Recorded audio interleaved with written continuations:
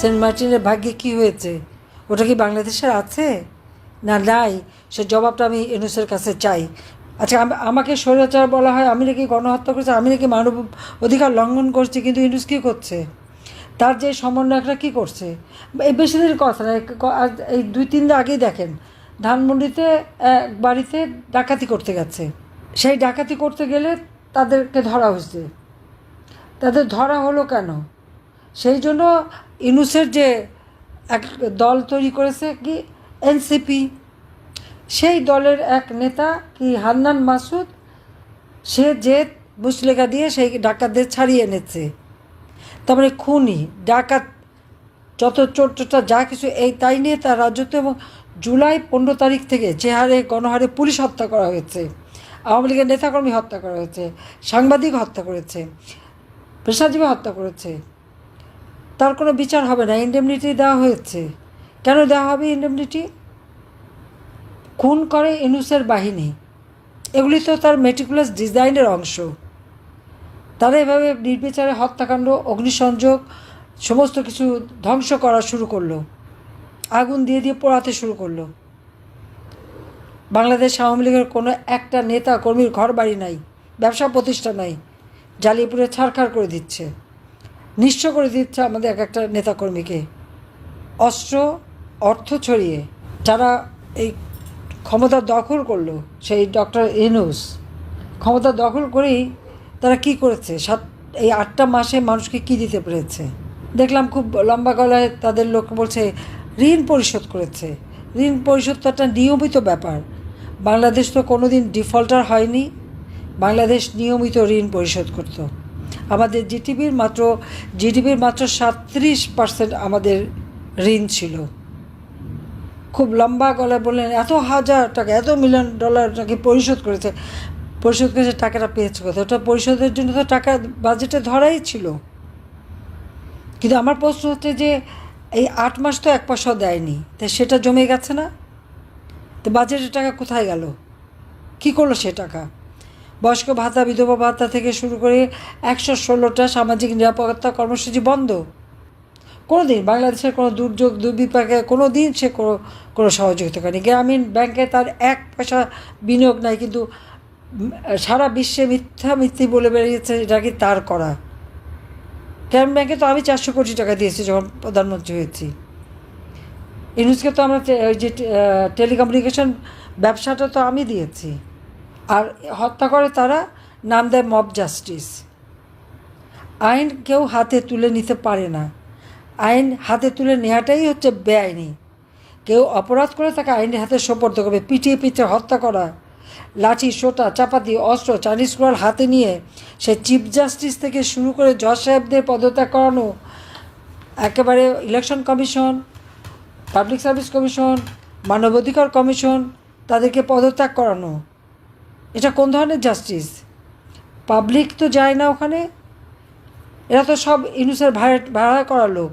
Doctor Yunus ক্ষমতায় আসলেন, সব জঙ্গি এবং সন্ত্রাসী যাদেরকে গ্রেপ্তার করেছিলাম, বাংলাদেশকে জঙ্গিমুক্ত করেছিলাম, সবাইকে ছেড়ে দিল। মনে হয় যেন জঙ্গিমুক্ত করাটাই আমার একটা অপরাধ। আর সেই জন্য আমি এখন মানবাধিকার লঙ্ঘনকারী। আমি এখন আমার সারা বিশ্বব্যাপী আমার বিরুদ্ধে বলে বেড়াচ্ছে, কিন্তু কারো চোখ নাই, দেখে না, কান নাই, শোনে না। মব জাস্টিসের নামে আর যেভাবে এই ধরনের মানুষ হত্যা করা, আর যে কেউ বাড়িতে ঢুকে যেতে পারে, গিয়েই সেখানে মারপিট, লুটপাট এবং অগ্নিসংযোগ। মানুষের জীবন নিয়ে, মানুষের মান সম্মান নিয়ে একটা নোংরা খেলায় নেমে গেছে এই সুদখোর খুনি। ওর তো লজ্জা শরম নেই, তার তো কোনো আইন মানা নিয়ম নাই। গ্রামীণ ব্যাংকের এমডি পদে 60 বছর বয়স পর্যন্ত থাকতে পারে। সে কি কোনো আইন মেনেছিল? মানে নাই না। 70 বছর পর্যন্ত সে থেকেই গেল। আবার তাকে যখন বাংলাদেশ ব্যাংকে থেকে বলা হলো যে এটা সম্পূর্ণ বেআইনি, আপনি থাকতে পারেন না, এমনকি আমাদের মুহিত সাহেব আর গরিজবি সাহেব তাকে অফার দিল যে আপনি গ্রামীণ ব্যাংকের অ্যাডভাইজার এমিরেটাস হন। না, এমডি থাকতে হবে। কেন? কারণ গ্রামীণ ব্যাংকের টাকাগুলি মারতে হবে। যে সারা জীবন গ্রামীণ ব্যাংকের সমস্ত টাকা মেরে খেয়েছে, যত ডোনার কান্ট্রি যত টাকা দিয়েছে একটা টাকা গ্রামীণ ব্যাংকে যায় নাই, সেটা দিয়ে ইউনূস নতুন নতুন কোম্পানি খুলে ব্যবসা করেছে, কিন্তু একটা ব্যবসা প্রতিষ্ঠান লাভজনক করে নাই। কারণ লাভজনক করলে পরে ট্যাক্স দিতে হবে, লাভজনক হলে শ্রমিকরে তাদের কল্যাণ ফান্ডে টাকা দিতে হবে, এবং এই জন্য শ্রমিকরা যখন তার কোম্পানির শ্রমিক যখন দাবি করলো, তাদের কল্যাণ ফান্ডে টাকা চাইলো, তাদেরকে চাকরি থেকে বের করে দিল, তারা মামলা করলো। আর সেই মামলায় ইউনূস কিন্তু মানে লেবার কোর্টে সাজাপ্রাপ্ত আসামি। তা তো লজ্জা হওয়া উচিত যে শ্রমিকের অর্থ আত্মসাৎ করে সে সাজাপ্রাপ্ত আসামি।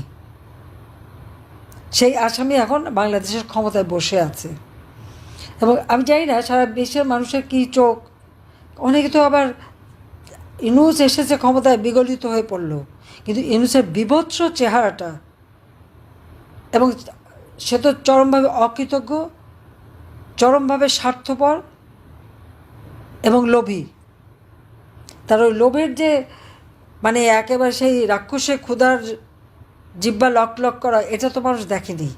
মুখে খুব ভালো ভালো মিষ্টি মিষ্টি চেহারা দেখিয়ে যেন কিছু জানে না, ভাজা মাছটা উল্টে খেতে পারে না, কিন্তু তার ভিতরে যে কত বড় একটা শয়তানি, সেটা তো আজকে মানুষের কাছে স্পষ্ট হয়ে গেছে যে কী না পারে।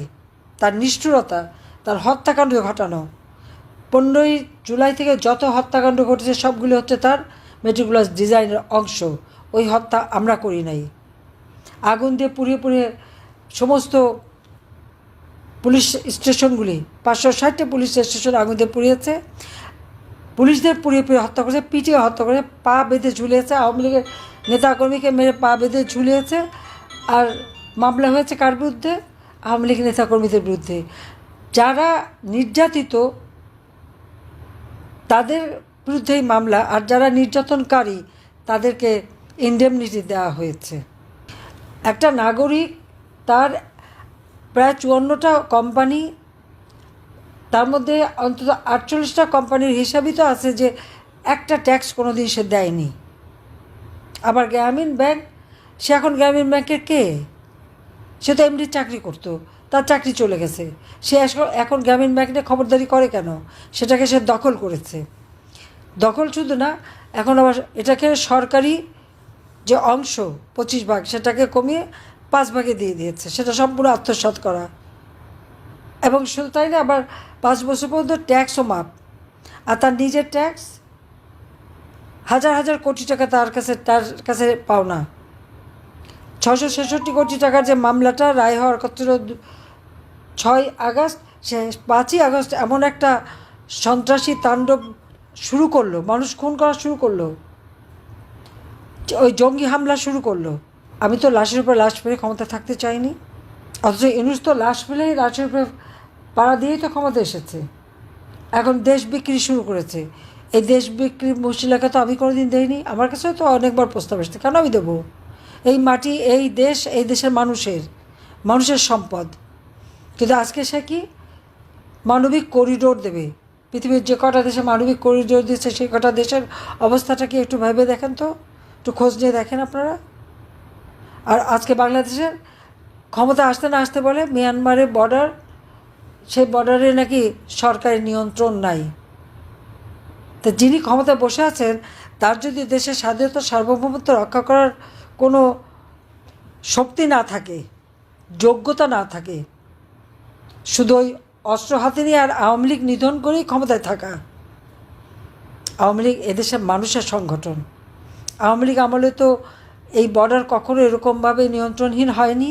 যতদিন আমি ছিলাম একটা দিনের জন্য নিয়ন্ত্রণহীন হয়নি। আমাদের স্বাধীনতাকে সুরক্ষিত করবার সব ব্যবস্থা নিয়েছে। সেন্ট মার্টিন দ্বীপে, সেখানেও আমি সুরক্ষার ব্যবস্থা করেছি। বিজিবির সেখানে আমি একটা বিওপি করে দিয়েছি। আজকে কেউ সেন্ট মার্টিনে যেতে পারে না। সেন্ট মার্টিনের ভাগ্যে কী হয়েছে? ওটা কি বাংলাদেশের আছে না নাই? সে জবাবটা আমি ইউনূসের কাছে চাই।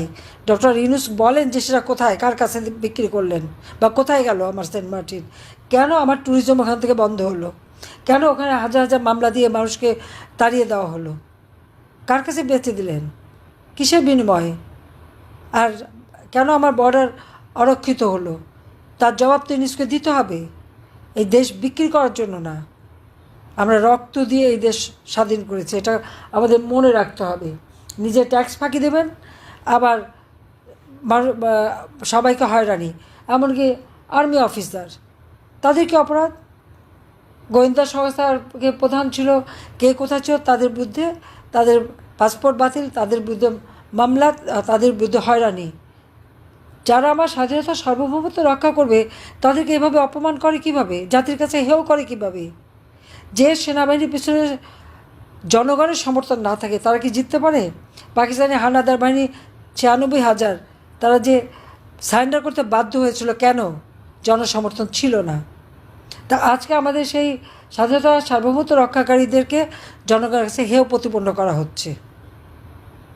আইন শৃঙ্খলা রক্ষাকারী সংস্থা, তাদেরকে নির্বাচনে হত্যা করা যায়, বিচার হয় না, ইন্ডেমনিটি দেওয়া হয় এবং তাদের পুরস্কার করা হয়। আর দুর্নীতির কথা, আমাদের দুর্নীতি খোঁজেন, আমার অর্থ খোঁজেন, সম্পদ খোঁজেন, খোঁজ করেন। তার বাপরাও তো খোঁজ করেছে, পায়নি তো। ওয়ার্ল্ড ব্যাংক খোঁজ করেছে, সে পদ্মা সেতু টাকা যখন বন্ধ করেছিল বলেছে আমি নিজের অর্থে করব, দুর্নীতির মামলা দিয়ে আমি, আমার বোন, আমাদের ছেলে মেয়ে সবার খোঁজ করেছে, পেয়েছে কিছু? কানাডা ফেডারেল কোর্টে মামলা করেছিল, সেই কোর্টে বলেছিল ওয়ার্ল্ড ব্যাংকের সমস্ত অভিযোগ ভুয়া, মিথ্যা, এবং সব ইন্ডাস্ট্রির জন্যই হয়েছে এটা। আমরা নিজের অর্থে পদ্মা সেতু করেছি, আজকে সে পদ্মা সেতু সে ভাঙতে গেছে। আবার তারা উপদেষ্টা বলেন পদ্মা সেতু করে নাকি সর্বনাশ হয়ে গেছে। 22টা জেলা গণমানুষকে জিজ্ঞাসা করা হোক, তাদের সর্বনাশ হয়েছে না তাদের আর্থসামাজিক উন্নতি হচ্ছে, এইটুকু যে জানে না তারা আবার এখন ক্ষমতায় বসে আছে। আমার পরিষ্কার স্পষ্ট কথা, যত মিথ্যা মামলা দেওয়া হয়েছে সব প্রত্যাহার করতে হবে। আওয়ামী লীগের 1 লক্ষের উপর নেতাকর্মী আজকে কারাগারে বন্দী, তাদের সবাইকে মুক্তি দিতে হবে। এবং শুধু তাই না, প্রত্যেকে আজকে নিত্য প্রয়োজনীয় প্রত্যেকটা জিনিসের দাম বেড়ে গেছে, মানুষের ক্রয় ক্ষমতার মধ্যে আনতে হবে। পার্বত্য চট্টগ্রাম এবং মিয়ানমারের বর্ডার আজকে যে অরক্ষিত রয়ে গেছে, তার সুরক্ষা দিতে হবে, দেশ বিক্রি করবার জন্য না। এখন চট্টগ্রাম পোর্টও বিক্রি করতে চায়। এই চট্টগ্রাম পোর্ট আমরা লাভজনক প্রতিষ্ঠানে পরিণত করেছি। হ্যাঁ, এটা আরও উন্নতভাবে চলার জন্য আমরা বে টার্মিনাল সেটা নির্মাণ করা, আমরা বিভিন্ন ইন্টারন্যাশনাল বিভিন্ন কোম্পানির সাথে কথা বলছি, কিন্তু আমার চট্টগ্রাম পোর্ট কিন্তু সরকারের আওতায় থাকবে। আজকে সেটাও বেঁচে দেওয়ার জন্য সে চক্রান্ত করে যাচ্ছে। দেশটা বিক্রি করবে শুধু নিজের ক্ষমতাটা টিকে রাখার জন্য। আর ক্ষমতায় বসে আছে তার ওই 40 জন এজেন্ট বানিয়েছে, 5-7 লাখ টাকা করে এক একটাই বেতন দেয়, যত মিথ্যা কন্টেন্ট বানিয়ে আমাদের বদনাম করা, আমাদের নামে মিথ্যা অপবাদ দেওয়া, সেইগুলি দিতে পারে, ওইগুলি করতে পারে। প্রত্যেকটা জায়গায় টাকা খরচা, এত টাকা পায় কোত্থেকে? বাংলাদেশে একটা টাকাও কোনদিন বিনিয়োগ করেনি, কিন্তু বিদেশে তার বিরাট বিনিয়োগ, বিরাট টাকার বঙ্ক। কার টাকা এটা? মানুষের জনগণের টাকা, গরিবের রক্ত চোষা টাকা, ক্ষুদ্র ঋণ দিয়ে মোটা অঙ্কের সুদ দিয়ে সেই টাকা। নইলে এত টাকা সে পেলো কোথায়? 6,000 টাকা বেতনের এমডি চাকরি করেছে, যে সে এত হাজার হাজার কোটি টাকার মালিক হয়ে গেল কীভাবে? আজকে এত টাকা খরচ করে কীভাবে? তার জবাব একদিন বাংলার মাটিতে তাকে দিতে হবে। পরিষ্কার কথা, আমরা এই বাংলাদেশ ভেসে আসে নাই, অনেক সংগ্রামের পথ বেয়ে বাংলাদেশ স্বাধীন হয়েছে। আর আওয়ামী লীগ নিষিদ্ধ করে, ছাত্রলীগ নিষিদ্ধ করে, এই দেশের স্বাধীনতায় যে পার্টি এনে দিল, বাংলাদেশ আওয়ামী লীগের শিকড় বাংলাদেশের মাটির থেকে উঠে এসেছে, এটা এত সহজে উপড়ে ফেলা যায় না।